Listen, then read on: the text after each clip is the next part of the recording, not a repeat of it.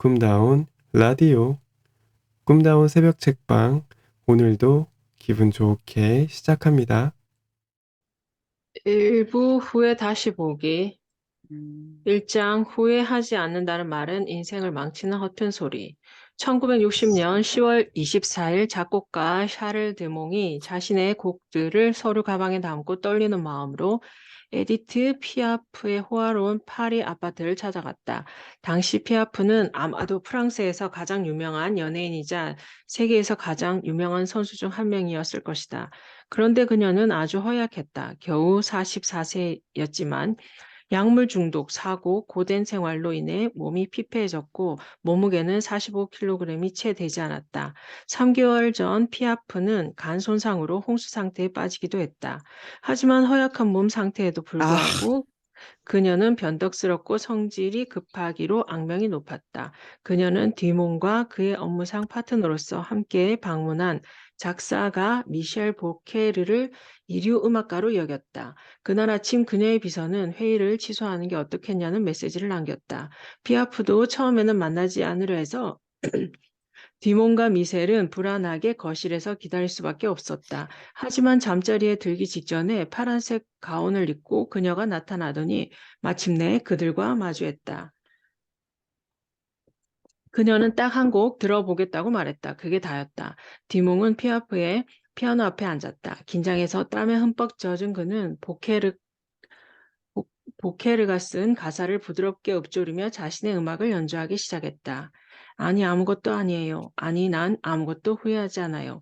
그녀는 디몽에게 그가 정말 이 곡을 썼는지 물어보면서 다시 연주해달라고 부탁했다. 그녀는 마침 방문 중이었던 친구들 몇 명까지 불러들여 함께 들어보았다. 그런 다음 집안 고용인들까지 불러 들어보게 했다. 몇 시간이 흘렀다. 한 기록에 따르면 디몽은 이 노래를 20번 이상 반복해서 불렀다고 한다.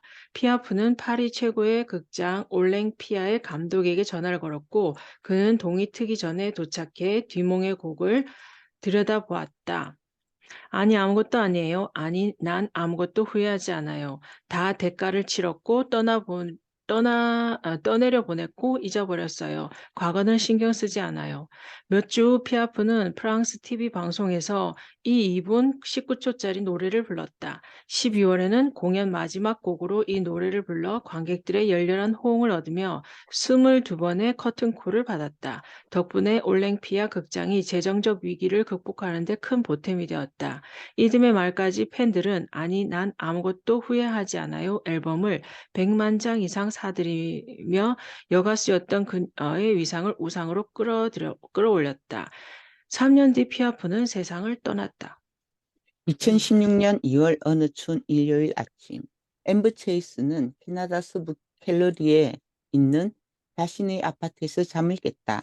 당시 그녀의 남자친구는 다른 지역에 있었기 때문에 전날 저녁부터 친구들과 함께 시간을 보냈고, 그중 몇몇은 그녀의 집에서 자고 가기로 했다.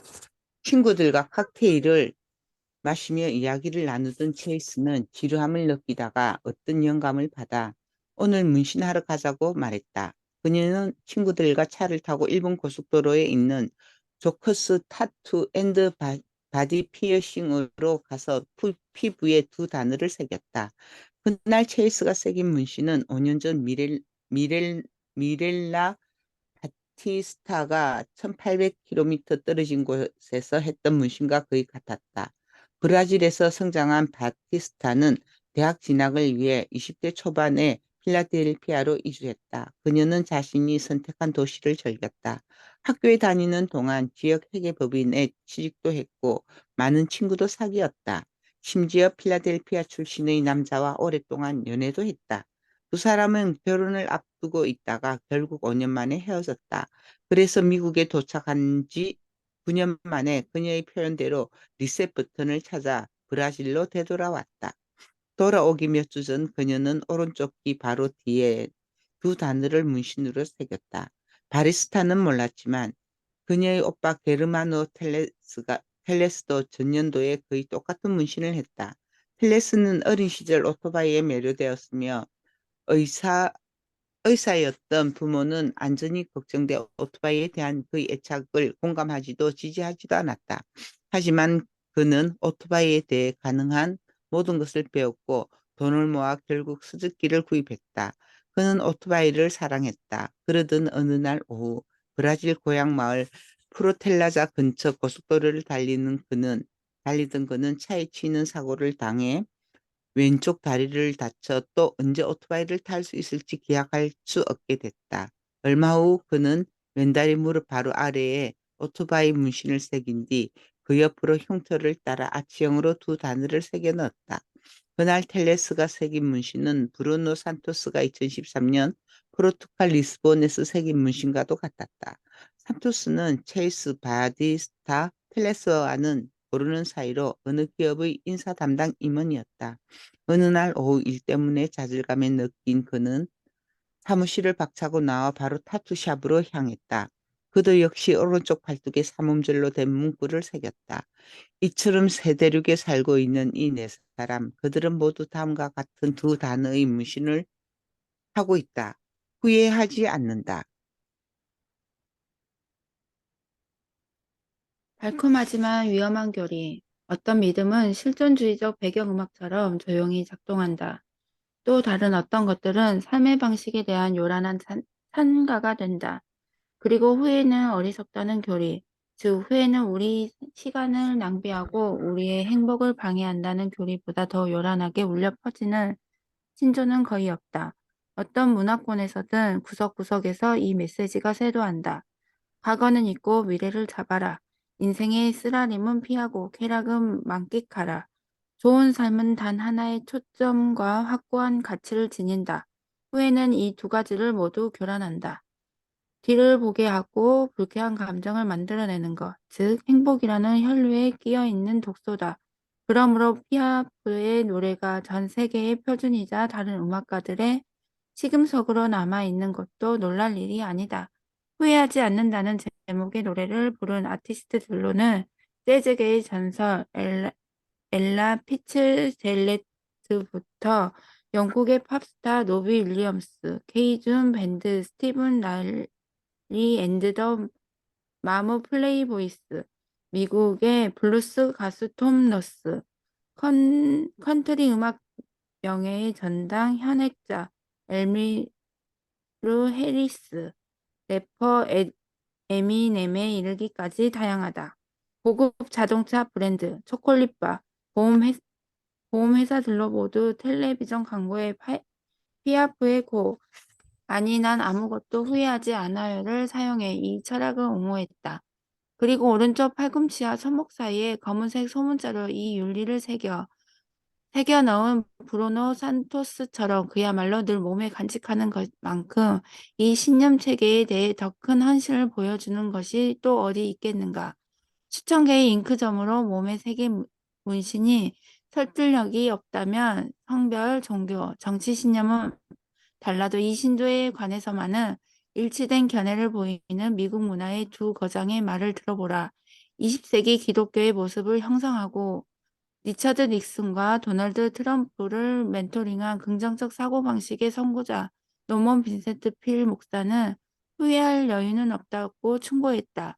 미국 역사상 두 번째 여성 대법원관이자 유대교 신자로서 미국 자유주의자들 사이에서 만년의 여신 같은 존재였다. 누스 베이더 긴즈버그는 후회로 시간을 낭비하지 말라고 조언했다. 아니 유명인의 말을 들어도 좋다. 나는 후회를 믿지 않아요. 안젤리나 졸리가 이렇게 말했다. 나는 후회를 믿지 않아요. 밥 빌런이 말한다. 나는 후회를 믿지 않아요. 존 프라볼타도 말한다. 트랜스젠더 스타인 러버 콕스도 마찬가지다. 그리고 숯불 위를 걷는 기이한 퍼포먼스도 유명한 동기부여의 대가 토니 로빈스도 같은 말을 한다. 건즈 앤 로지스, 그 기타리스트 슬래시도 그렇게 말한다. 그리고 아마 동네 서점의 자기 개발 코너에 있는 책의 절반 정도는 그렇게 얘기할 것이다. 미국 의회 도서관에는 후회하지 않는다라는 제목의 책이 50권 이상 소장되어 있다.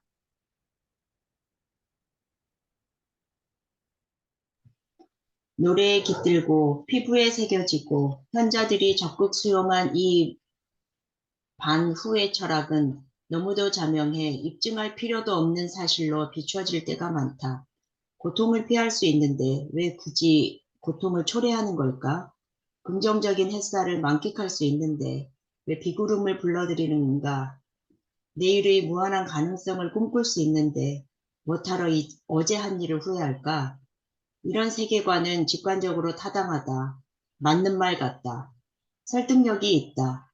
하지만 여기에는 작지 않은 결함이 하나 있다. 그것은 완전히 틀렸다. 후회 방지 단체가 제안하는 것은 잘 사는 삶을 위한 청사진이 아니다. 그들의 제안은 그야말로 헛소리다. 후회는 위험하거나 비정상적이지 않으며 행복에 이르는 안정된 경로에서 벗어나는 것도 아니다. 후회는 건강하고 보편적이며 인간의 필수적인 부분이다. 게다가 후회는 값지다. 후회는 명료하게 해준다. 후회는 가르침을 준다. 제대로만 하면 곤경에 빠질 이유가 없다. 후회는 우리를 고양시킬 수 있다. 춥고 냉담한 세상에서 따뜻한 보살핌을 준다는 느낌을 주기 위해 사탕발림한 얄팍한 백일몽이나 감상적인 열망이 아니다. 이것은 과학자들이 50여 년 전에 시작한 연구에서 내린 결론이다. 이 책은 후회, 과거에 잘못된 선택을 했거나 잘못된 결정을 내렸거나 그토록 어리석은 행동을 하나 하지 않았더라면 현재가 더 나을 것이고 미래도 더 밝을 거라고 생각하는 고역감을 느끼게 하는 감정에 관한 책이다. 이어지는 13개의 장에서 후회를 더 정확하고 신선한 시각으로 바라보고 삶을 바꿀 수 있는 그 힘을 선한 방향으로 활용하는 법을 배우기 바란다.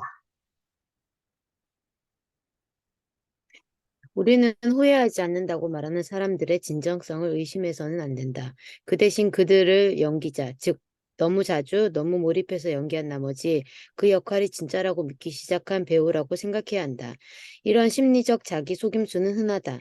때로는 건강에 좋을 수도 있다. 하지만 도리어 그 연기 탓에 어려운 일을 해내어 진정한 만족을 느낄 수 있는 기회를 얻지 못할 때가 더 많다. 완벽한 연기자였던 피아프를 봐도 그렇다. 그녀는 후회하지 않는다고 주장했다. 하지만 그녀가 이 세상에서 보낸 47년을 돌아보면 비극과 고난이 만연했던 삶이 드러난다. 그녀는 17세에 아이를 낳았지만 다른 사람들에게 맡겼고 아이는 3살이 되기도 전에 세상을 떠났다. 그녀는 자기 아이의 죽음에 대해 가슴 아린 후회를 느끼지 않았을까? 그녀는 성인이 된 후 한동안은 알코올 중독으로 또한 한동안은 무르핀 중독자로 살았다. 그녀는 자신의 재능을 억누른 약물과 술에 대한 의존성을 후회하지 않았을까? 그녀는 불행한 결혼 생활, 연인의 죽음, 부채에 시달린 2번째 남편 등 부드럽게 표현해서 파란만장한 사생활을 영위했다. 그녀는 적어도 몇 번은 자신이 선택한 연애를 후회하지 않았을까? 임종의 순간에 피아프가 자신의 결정들, 특히 자신의 죽음을 수십 년 앞당긴 여러 결정을 축하하는 모습을 상상하기란 쉽지 않다. 또는 멀리 퍼져 있는 우리 문신 애호가들을 예로 들어보자. 그들과 조금 대화를 나누다 보면 후회하지 않는다라는 외적 표현과 내적 경험이 다르다는 사실을 알 수 있다. 예를 들어 미렐라 바티스타는 진지한 연애에 수년을 바쳤다. 그것이 무너졌을 때 그녀는 끔찍한 기분을 느꼈다. 만약 그녀에게 다시 선택할 기회가 주어졌다면 아마 다른 선택을 했을 것이다. 그것이 바로 후회다. 하지만 그녀는 동시에 자신에게 차선택이 있음을 알아차렸고 그로부터 배웠다. 모든 결정이 지금의 나를 있게 했고 지금의 나를 만들었다라고 그녀는 내게 말했다. 이것이 후회의 감정이다. 바티스타가 삶에서 후회를 지워버린 것은 아니다. 그렇다고 그녀가 후회를 최소화한 것도 아니다. 대신 그녀는 후회를 최적화했다. 35세의 앰버 체이스는 어느 날 저녁 줌으로 화상 대화를 나누며 내게 이렇게 말했다. 살면서 순간의 실수로 잘못된 방향을 선택하는 경우가 너무도 많아요. 그 중에 하나가 첫 번째 결혼이었다. 그녀는 25살에 문제가 많은 남자와 결혼했다. 결혼 생활은 아주 불행했고 때로는 소란스러웠다. 어느 날 그녀의 남편이 예고 없이 사라졌다. 그는 비행기를 타고 떠났어요. 2주 동안 나는 그가 어디에 있는지 알지 못했습니다. 마침내 남편이 전화를 걸어 그녀에게 이렇게 말했다. 나 안 돌아갈 거야. 눈 깜짝할 사이에 결혼 생활이 끝났다. 만약 다시 돌아갈 수 있다면 체이스는 그 남자와 결혼했을까? 아닐 것이다. 하지만 그 실패한 행동은 그녀가 지금 행복한 결혼 생활을 하는데 도움을 주었다. 체이스의 문신은 심지어 그 내용이 지지하는 철학의 빈약함도 슬쩍 못 본 척한다. 그녀의 문신은 후회하지 않는다가 아니다. 두 번째 단어의 철자를 의도적으로 틀리게 써 후회하지 않는다라고 새긴 것이다. 이는 2013년 코미디 영화 We Are the Millers에 대한 오마주였다. 문신으로라도 새겨 넣지 않았다면 잊히고 말았을 이 영화에서 제이슨 서데이키스는 거물 마약상에게 진 빚을 갚기 위해 가짜 가족 부인과 2명의 10대 자녀를 모아야 하는 삼류 마리아나 딜러 데이비드 클라크 역을 맡았다. 그는 한 장면에서 자신의 가짜 딸을 데이트에 데려가기 위해 오토바이를 타고 온 불량스러운 청년 스코티 피를 만난다. 너절한 흰색 탱크톱을 입고 온 스코티 피에 옷 밖으로 드러난 살갗에 여러 개의 문신이 보였다. 그 중에 쇄골을 따라 얼럭덜럭한 글씨로 이런 문신이 새겨져 있다. 후회하지 않는다. 데이비드는 몇 마디 나누려 그를 잠시 앉혀놓고 문신을 훑은 뒤 다음과 같은 대화를 나눈다. 데이비드 후회하지 않는다는 문신을 가리키며 거기에 있는 거 뭐지? 스코티피. 아, 이거요. 내 신조예요. 후회하지 않는다. 데이비드 의심스러운 표정. 멋지군. 정말 후회하지 않는가? 스코티피. 네. 데이비드 그러니까 단 한 글자도 스코티피 안 해요. 조금도 안 해요. 스코티피도 목둘레에 새겨진 단어들을 다시 생각해 볼지 모를 일이다. 하지만 그만 그런 건 아닐 것이다. 문신을 한 사람 5명 중 1명도 아마도 후회하지 않는다라고 생긴 사람을 포함해서는 결국 자신의 결정을 후회한다. 그러기에 문신 제거 사업은 미국에서만 연간 1억 달러 규모의 산업이 되었다. 하지만 체이스는 자신의 문신을 후회하지 않는다. 어쩌면 사람들 대부분이 이를 볼 일이 없었을지도 모른다. 2016년 쌀쌀했던 캘거리의 어느 일요일 그녀는 문신을 자신의 엉덩이에 새기기로 결정했기 때문이다. 부정적인 감정의 긍정적인 힘. 1950년대 초 시카고 대학교 경제학과 대학원생 해리 마코이츠는 지금 생각하면 너무나 기초적인 것으로 보이는 하지만 당시에는 너무 혁명적이어서 그에게 노벨상을 안겨둔 아이디어를 생각해냈다. 마코이츠의 대단한 아이디어는 현대 포트폴리오 이론으로 알려지게 되었다. 그가 생각해낸 것은 모든 달걀을 한 바구니에 담지 말라는 격언의 밑바탕에 깔린 수학이었다. 마코이츠가 등장하기 전에는 많은 투자자가 잠재력이 큰 주식 한두 개에 투자하는 것이 부자가 되는 길이라고 믿었다. 몇몇 주식이 엄청난 수익을 낼 때가 많아서였다. 그런 주식을 골라야 큰 돈을 벌 수 있다. 이 전략을 쓰면 결국 적자는 실패를 맛보게 되겠지만 투자는 원래 그런 식이었다. 위험하기 마련이다. 그런데 마코이츠는 투자자들이 이 방법을 따르는 대신 분산 투자를 하면 위험을 줄이면서도 건전한 수익을 창출할 수 있음을 보여주었다. 한 종목이 아니라 여러 종목에 투자하라. 다양한 산업에 걸쳐 베팅의 범위를 넓혀라. 투자자들이 모든 선택에서 큰 성공을 거두지 못하겠지만 시간이 지날수록 훨씬 적은 위험으로 훨씬 많은 돈을 벌 것이다. 인덱스 펀드나 상장 지수 펀드가 바로 이 현대 포트폴리오 이론을 기반으로 한다. 우리는 마코이츠의 이 강력한 통찰에 깔린 논리를 삶의 다른 영역에 적용한 생각을 미처 하지 못한다. 이를테면 인간에게도 감정의 포트폴리오가 있다. 사랑, 자부심, 경외감 같은 감정들은 긍정적이다.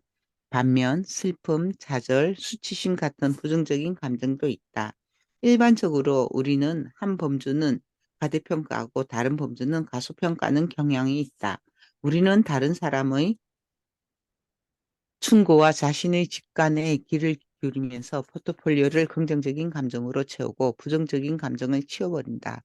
하지만 부정적인 감정을 버리고 긍정적인 감정을 필요 이상 가장하는 접근 방식은 현대 포트폴리오 이론 이전에 유행했던 투자 접근 방식이나 잘못된 것이다. 물론 긍정적인 감정은 필수다. 그게 없으면 우리는 길을 잃을 것이다. 밝은 면을 바라보고 밝은 생각을 하고 어둠 속에서 빛을 감지하는 것이 중요하다. 낙관주의는 신체 건강을 유지하는 데 도움이 된다. 기쁨, 감사, 희망 같은 감정은 우리의 행복을 크게 증진시킨다. 우리의 포트폴리오에는 긍정적인 감정이 많이 필요하다. 부정적인 생각보다 많아야 한다. 하지만 감정에 투자할 때 긍정적인 감정에 지나치게 비중을 두는 것은 위험을 초래한다. 감정의 불균형은 학습을 방해하고 성장을 방해하며 잠재력을 제한할 수 있다. 부정적인 감정도 필수적이기 때문이다. 그것은 우리가 생존할 수 있도록 돕는다. 두려움은 우리를 불타는 건물 밖으로 밀어내며 뱀을 피해 조심조심 걷게 해준다. 구역질은 독을 뱉어내게 해주고 나쁜 행동을 피하게 한다. 분노는 다른 사람의 위협과 도발을 경계해주고 옳고 그름에 대한 우리의 감각을 날카롭게 한다. 물론 부정적인 감정이 너무 많으면 몸이 쇠약해진다. 하지만 너무 적은 것도 해롭다. 이를 적절히 사용할 줄 모른다면 뱀이 우리 다리에 이빨을 쑤셔 넣고 말 것이다. 때때로 기분은 안 좋게 만드는 이 능력을 갖추지 못했다면 당신과 나 그리고 두 발로 걸을 수 있고 내가 큰 우리의 형제 자매들은 오늘날 이 자리에 있지 못했을 것이다. 부정적인 감정들을 전부 모아 늘어놓으면 가장 강력하고 가장 만연한 감정이 그 모습을 드러낸다. 바로 후회다. 이 책의 목적은 후회를 필수 불가결한 감정으로 정의하고 후회의 많은 장점을 활용하여 더 나은 결정을 내리고 직장과 학교에서 더 나은 성과를 내며 삶에 더 큰 의미를 부여하는 방법을 보여주는 데 있다. 우선 후회를 재조명하는 작업부터 시작한다. 2장과 이어지는 3장으로 구성되는 일부에서는 후회가 왜 중요한지 보여준다. 이 분석의 상당 부분은 지난 수십 년 동안 축적된 광범위한 연구를 활용한다. 냉전의 그늘 아래에서 일하던 경제학자들과 게임 이론가들은 1950년대에 이 주제를 연구하기 시작했다. 오래 지나지 않아 전설적인 데니얼 카너먼과 아모스 트버스키 등 주류에서 이탈한 몇몇 심리학자들은 후회란 감정이 중대한 협상을 준비하는 데 도움이 될 뿐만 아니라 인간의 마음 자체를 들여다볼 수 있는 창을 제공한다는 사실을 깨달았다. 1990년대에 이르자 이 연구 분야는 더욱 넓어져서 사회 발달 인지심리학자들까지 후회의 내적 작용을 연구하기 시작했다. 70년에 걸친 연구 결과는 간단하면서도 중요한 2가지 결론을 도출한다. 후회는 우리를 인간으로 만든다. 후회는 우리를 더 나은 사람으로 만든다. 후회를 재조명한 후에는 후회의 본질을 뜯어볼 것이다. 2부 후회 파헤치기는 내가 진행한 2가지 광범위한 연구 과제를 주로 다룬다. 2020년 우리는 조사 연구 전문가들로 구성된 소규모 팀과 함께 후회에 대한 미국인의 태도에 관한 역대 가장 큰 규모의 정량적 분석을 설계하고 수행했다. 이른바 미국 후회 프로젝트다. 우리는 미국 인구를 대표하는 4,824명의 표본으로부터 후회에 대한 의견을 조사하고 이를 분류했다. 이와 동시에 우리는 세계 후회 설문조사라는 웹사이트를 개설하고 105개국 1만 6천 명의 의견을 모았다. 또한 그 대답의 내용을 분석하고 100명이 넘는 사람들과 후속 인터뷰를 진행했다. 이 2가지 대규모 설문조사를 바탕으로 2부의 6장에서는 사람들이 진정으로 후회하는 것이 무엇인지 살펴본다. 이 주제에 관한 대부분의 학술 연구는 사람들의 삶의 영역에 따라 후회를 분류했다. 하지만 그 표본 아래에는 이러한 영역들을 초월하는 후회의 심층 구조가 있었다. 거의 모든 후회는 4가지 핵심 범주로 나뉜다. 기반성 후회, 대담성 후회, 도덕성 후회, 관계성 후회가 그것이다. 이전에는 눈에 띄지 않았던 이 3층 구조는 인간이 처한 환경에 대한 새로운 통찰과 더불어 좋은 삶을 영위하기 위한 일련의 원칙을 제공한다. 3부 후회 활용하기에서는 후회라는 부정적인 감정을 삶을 개선하는 긍정적인 도구로 바꾸는 방법을 설명한다. 현재를 조정하기 위해 몇 가지 종류의 후회를 되돌리고 재구성하는 방법을 배우게 될 것이다. 아울러 그 밖의 다른 후회들을 재구성하여 미래를 준비하는 방향으로 바꾸는 간단한 3단계 과정도 배우게 될 것이다. 그리고 후회를 예측하는 방법, 즉 우리가 더 현명한 결정을 내리는 데 도움이 되지만 경고딱지가 붙게 되는 행동치료법도 살펴볼 것이다. 이 책의 마지막 부분에 이르면 우리가 가장 잘못 이해하고 있는 감정인 후회와 복잡한 세상에서 성공하기 위한 일련의 기법들, 그리고 당신을 움직이게 하고 삶을 가치 있게 만드는 게 무엇인지 더 깊이 이해하게 될 것이다. 나는 플루트를 저장 잡힌 게 후회돼요. 고등학교 때는 플룻 연주를 좋아했지만 대학에 진학했을 때 돈이 없어서 $30를 받고 전당포에 플룻을 맡긴 후로 되찾지 못했어요. 내가 초급 밴드에 들어갈 때 어머니께서 플룻을 사주시려고 고되게 일하셨고 저도 그 악기를 무척 사랑했어요. 저의 소중한 재산이었습니다. 사람도 아닌 물건을 이런 식으로 표현하는 게 우습게 들리겠지만 그 플룻은 내게 훨씬 더 큰 의미가 있었어요. 가정 형편상 갖기 힘든 악기를 마련해 주신 엄마의 지지, 연주하는 법을 배우려고 연습한 시간들, 마침 밴드에서 가장 친한 친구들과 함께한 행복한 추억들, 그 플룻을 잃은 건 이제 바뀔 수 없는 현실이고 나는 그 플룻에 관한 꿈을 되풀이해서 꾸고 있어요. 41세 여성 엘라베마.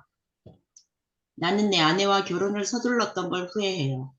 이제 아이도 3명이라 예전으로 돌아가기도 어렵고 이혼은 우리 아이들에게 너무 큰 상처가 될 겁니다. 32세 남성 이스라엘. 어렸을 때 엄마는 저더러 동네 작은 가게에 가서 몇 가지 식료품을 사오라고 심부름을 시키시곤 하셨죠. 나는 주인이 안 볼 때 막대 사탕을 자주 훔쳤어요. 그 사실이 60년 넘게 저를 괴롭힙니다. 71세 여성 뉴저지. 2장, 후회가 우리를 인간답게 만드는 이유.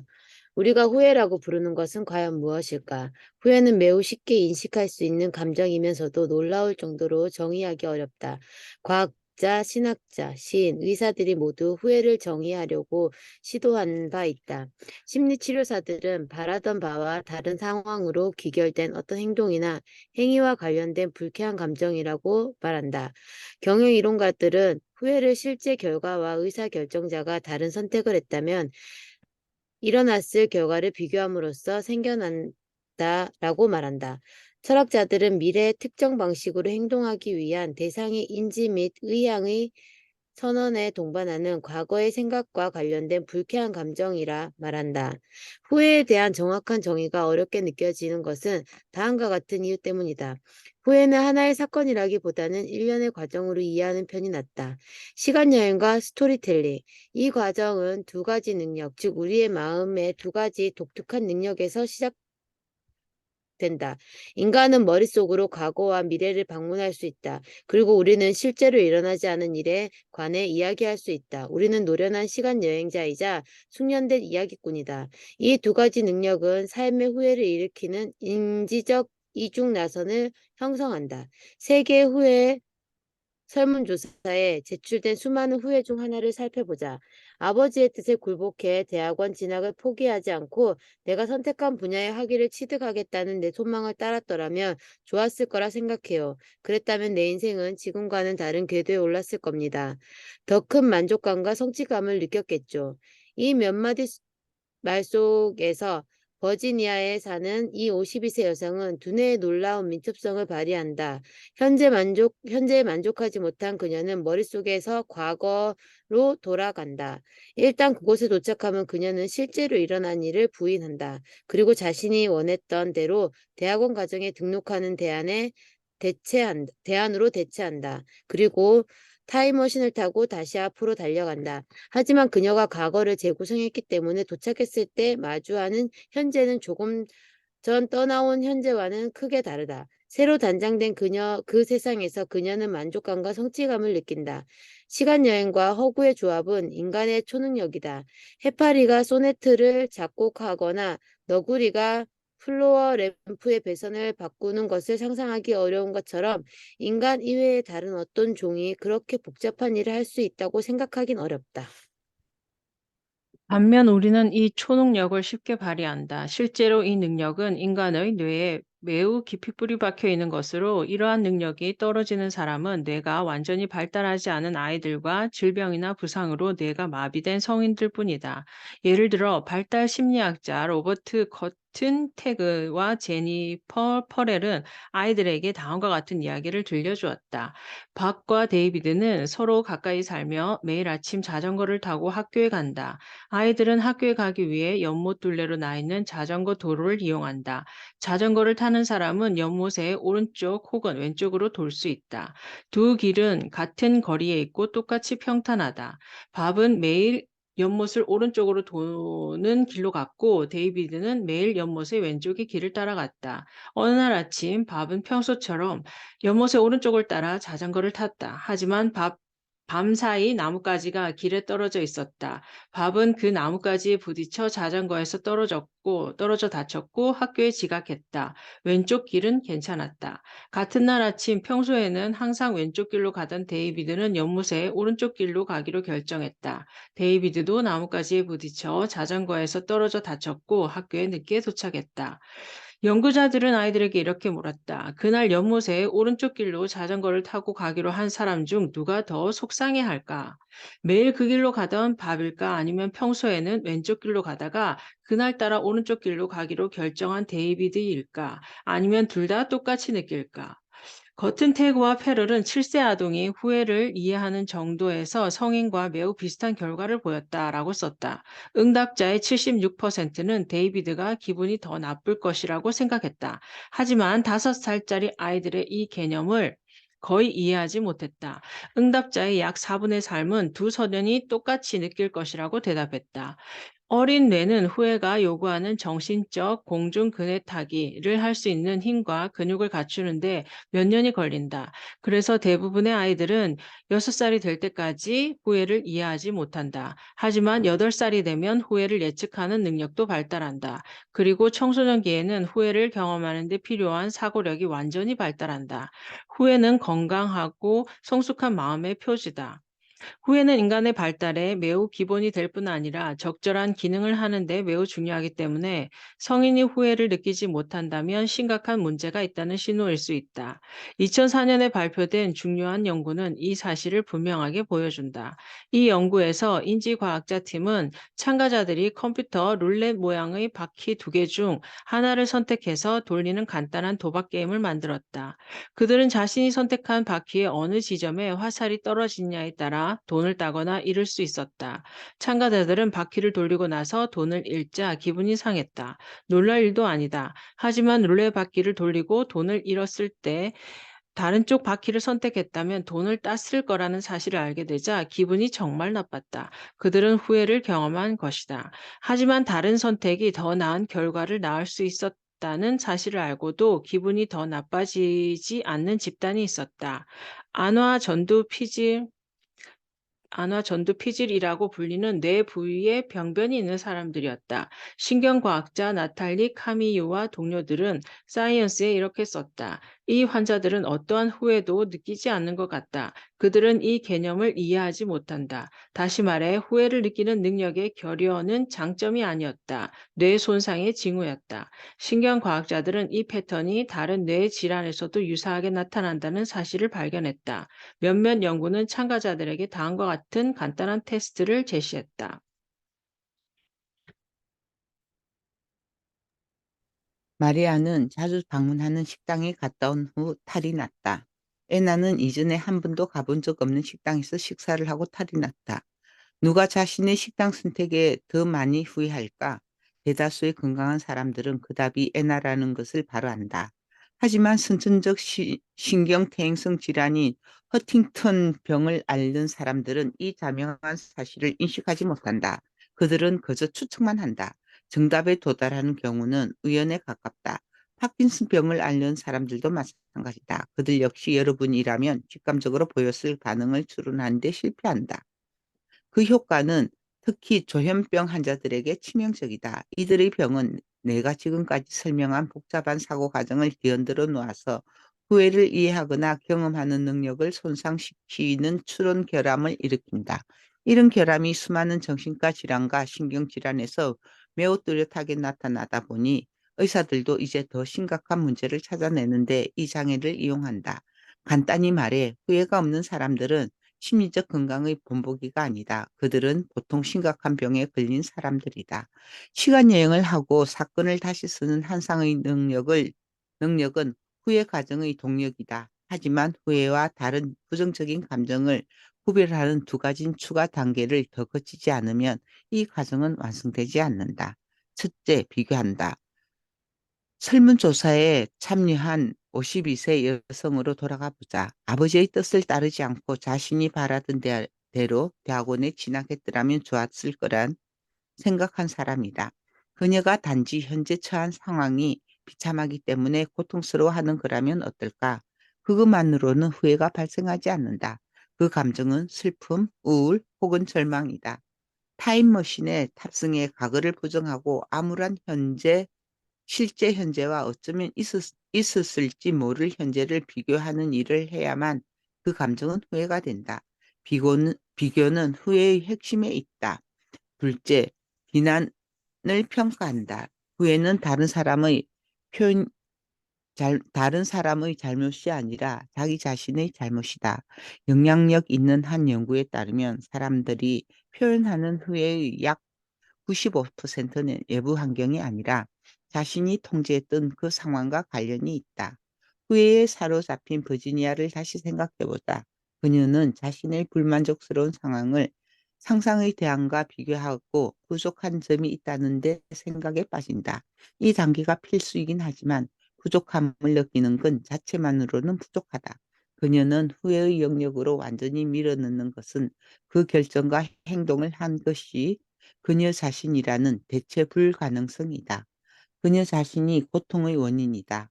그래서 후회는 실망 같은 부정적인 감정과 다르고 훨씬 더 고통스럽다. 예를 들어 나는 내 고향 팀인 워싱턴 위저스가 NBA 챔피언십에서 우승하지 못했다는 사실에 실망할 수는 있다. 하지만 나는 팀을 지도한 코치도 아니고 경기에 출전한 선수도 아니기 때문에 그에 대한 책임이 없고 후회할 것도 없다. 나는 그저 무르퉁하게 다음 시즌까지 기다릴 뿐이다. 아니면 후회에 대해 폭넓은 글을 쓴 전직 미시간 대학교 교수 제니 랜드먼의 사례를 살펴보자. 어느 날 어떤 아이가 치아가 세 번째로 빠졌다. 아이는 잠자리에 들기 전에 베개 밑에 빠진 이를 넣었다. 다음날 아침 눈을 뜬 아이는 이빨 요정이 이를 가져가면서 그 자리에 선물을 넣어주는 것을 잊었다는 사실을 알게 된다. 아이는 실망했다. 하지만 실수를 후회하는 사람은 아이의 부모다. 따라서 우리는 인간을 다른 동물과 구분하는 두 가지 능력을 가지고 있고, 다음으로는 후회와 다른 부정적인 감정을 구분하는 두 단계를 거친다. 그것이 바로 인간만의 이 고통스럽고 독특한 감정을 만들어내는 과정이다. 복잡하게 들릴지 몰라도 이 과정은 거의 무의식적으로, 심지어 그리 대단한 노력을 들이지 않고도 일어난다. 그것은 우리의 일부다. 네덜란드의 두 학자 마르셀 질렌버그와 닉 피더스는 인간의 인지 기구는 후회하도록 미리 프로그램되어 있다라고 말했다. 인간 경험의 필수 요소. 후회를 없애라는 온갖 공고에도 불구하고 이런 인지적 사전 프로그래밍의 결과 후회는 놀라울 정도로 흔하다. 미국 후회 프로젝트에서 우리는 4,824명의 표본을 대상으로 의도적으로 후회라는 단어를 사용하지 않고 그들의 행동에 대해 다음과 같이 질문했다. 자신의 삶을 돌아보며 달리 행동했다라면 좋았을 텐데 라고 생각할 때가 얼마나 자주 있습니까? 다음표의 단한 반응은 시사하는 바가 크다. 응답자의 1%만이 그런 일은 전혀 없다고 답했고 거의 없다고 답한 사람은 17% 미만이었다. 반면에 약 43%는 자주 혹은 늘 그렇다고 답했다. 전체적으로 보면 무려 82%의 응답자가 적어도 이따금씩 이런 활동을 생활의 일부로 여긴다고 답했는데 이는 미국인들의 치실질하는 것보다 훨씬 자주 후회한다는 것을 보여준다. 이 발견은 40년 동안 연구자들이 발견한 사실과 일맥상통한다. 1984년에 사회과학자 수전 시마노프는 대학생들과 결혼한 부부들의 일상적인 대화를 녹음했다. 그녀는 녹음과 녹취록을 분석하고 감정을 표현하거나 묘사하는 단어를 찾아냈다. 그런 다음 사람들이 가장 자주 언급하는 긍정적인 감정과 부정적인 감정의 목록을 작성했다. 행복, 흥분, 분노, 놀라움, 질투 같은 감정이 모두 상위 20위 안에 들었다. 하지만 가장 흔한 부정적인 감정은 후회였다. 후회보다 더 자주 언급되는 감정은 사랑뿐이었다. 2008년에 사회심리학자 콜린 세퍼리, 에이미 서머빌 닐로즈는 삶에서 널리 퍼져 있는 부정적인 감정을 조사했다. 그들은 참가자들에게 9가지 감정, 즉 분노, 불안, 지루함, 실망, 두려움, 죄책감, 질투, 후회, 슬픔을 목록으로 제시했다. 그런 다음 이런 감정이 삶에서 어떤 역할을 하는지에 대해 일련의 질문을 던졌다. 참가자들이 가장 많이 경험했다고 응답한 감정은 후회였다. 그들이 가장 가치 있게 생각하는 감정 역시 후회였다. 이후 전 세계에서 실시한 연구에서도 비슷한 결과가 나왔다. 2016년 스웨덴인 100명의 선택과 행동을 추적한 연구에 따르면 참가자들은 그 전주에 내린 결정의 약 30%를 후회했다. 또 다른 연구는 미국인 수백 명의 경험과 태도를 표본으로 삼았다. 5장에서 더 자세히 살펴볼 이 설문조사에서는 후회가 만연해 있을 뿐 아니라 삶의 모든 영역에 퍼져 있다는 사실을 밝혀냈으며 결국 저자들은 후회는 인간 경험의 필수 요소를 구성한다 라고 선언하기에 이르렀다. 사실 나는 이 감정이 널리 퍼져 있다는 사실을 반박하는 연구를 아직 발견하지 못했다. 다양한 방향에서 다양한 방법론을 사용하여 이 주제에 접근한 모든 분야의 학자들이 같은 결론에 도달한다. 살아간다는 것은 적어도 얼마간의 후회를 쌓는 일인 것 같다. 미셸 마요는 50세가 되었을 때 이정표를 세우고 자신의 신념을 확인하기 위해 문신을 하기로 마음먹었다. 그녀는 자신의 결정을 심사숙고하면서 어린 시절을 떠올렸다. 미국 육군 장교와 프랑스인 어머니 사이에서 태어난 마요는 아버지가 주둔하던 독일에서 어린 시절을 보냈다. 휴일이 되면 가족은 프랑스 시골에 있는 할머니를 방문하기 위해 장거리 운전을 했다. 운전에 가는 동안 마요와 형제들 그리고 엄마는 엄마가 좋아하는 노래를 부르며 시간을 보냈다.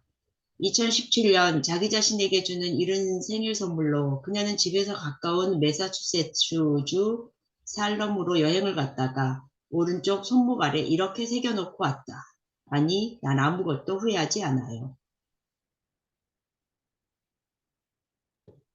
마요의 어머니는 에디트 퓨아프의 팬이었다. 그리고 가족이 오래전 자동차 여행을 하며 불렀던 그 노래의 가사는 성인이 되어서도 내내 딸들의 머릿속에 계속 남아 있었던 것이다.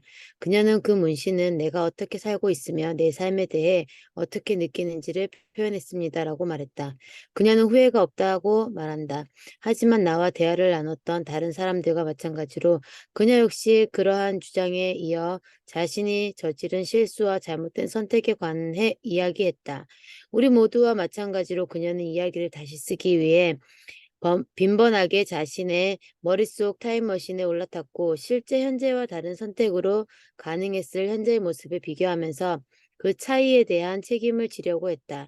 하지만 마요에게 이러한 일련의 사고, 즉 많은 사람이 회피하려고 애쓰는 부정적인 감정의 끝에 있는 가라앉은 느낌은 가치 있는 것이었다. 내가 하지 않았더라면 좋았을 일들을 미래에 무엇을 해야 하는지에 대해 가르쳐 주었습니다. 심지어 실수로 배움의 경험이라고 생각합니다. 라고 그녀는 말한다. 나는 임종을 앞두고 그렇게 말할 수 있기를 바랍니다.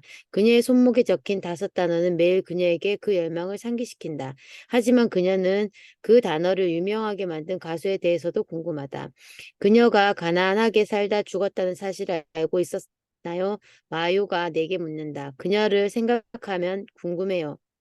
그녀는 정말 인생의 끝에서 후회하지 않았을까요? 지금 그녀를 인터뷰할 수 있다고 상상해 보세요. 오늘날 아무리 화상회의라도 경이로운 수단이 존재해도 그런 인터뷰는 해낼 수 없다. 하지만 전기 작가들과 언론인들 덕분에 피아프에게 명성을 안겨준 이 노래를 녹음한 지 3년도 채 되지 않은 1963년 10월 10일에 그녀가 무슨 생각을 하고 있었는지에 대한 단서를 얻을 수 있다. 침대에 누운 채 47세의 피폐해진 몸에서 기운이 빠져나가는 마지막 순간에 그녀는 이렇게 말했다. 이 세상에서 하는 모든 빌어먹을 일의 대가는 자신이 치러야 한다. 후회가 없는 사람의 말처럼 들리는가? 하지만 피아프가 자신의 후회를 헤아려 봤다면, 피아프가 회피하지 않고 그 후회에 맞섰다면, 그녀는 더 중요한 사실을 발견했을 것이다. 당신이 인생에서 하는 모든 빌어먹을 일은 당신에게 보상을 줄 수 있다.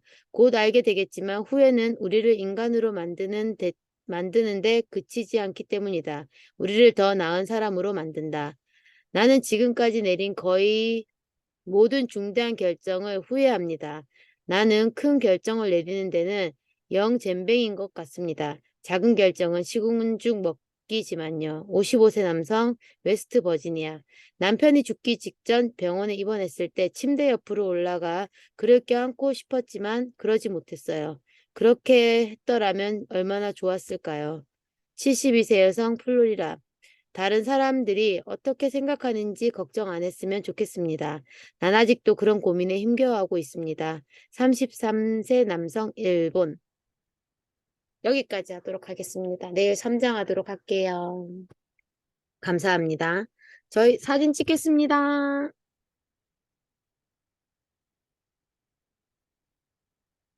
자, 사진 찍겠습니다. 하나, 둘, 셋. 네, 찍었습니다.